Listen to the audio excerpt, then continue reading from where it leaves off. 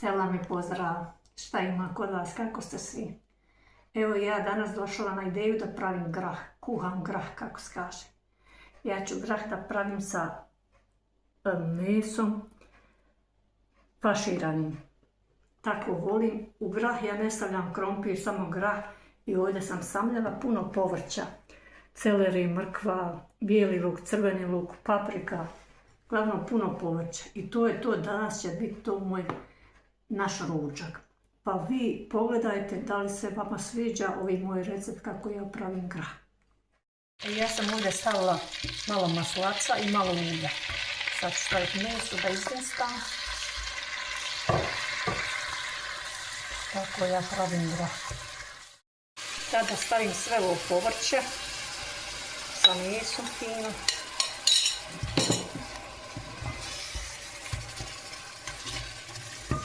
I ovdje imam bibera,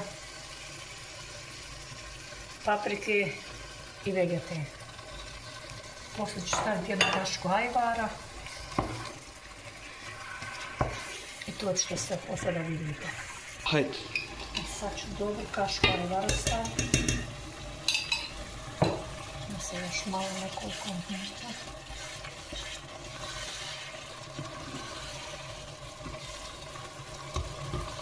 Stavim sam grah.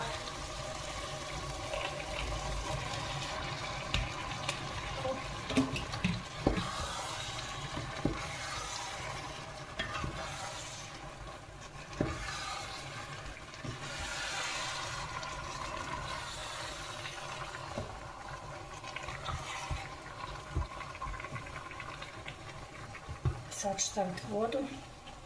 Nek se polako kuha. Pa ću vam poslije da kažem kako se to sve izgleda.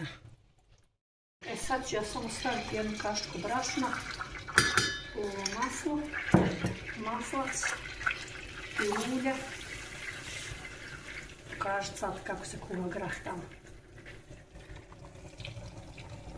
Grah je skoro gotov, još malo. Sad ćemo staviti malo paprike. Ne moram puno.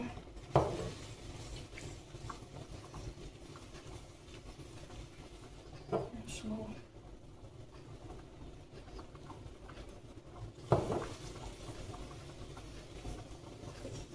Ovdje sam stavila pola ulja, pola maslaca. Tako ja to pravim grah.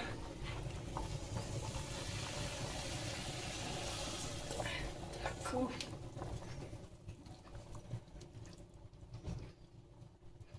Ćemo me da ugasi ovo.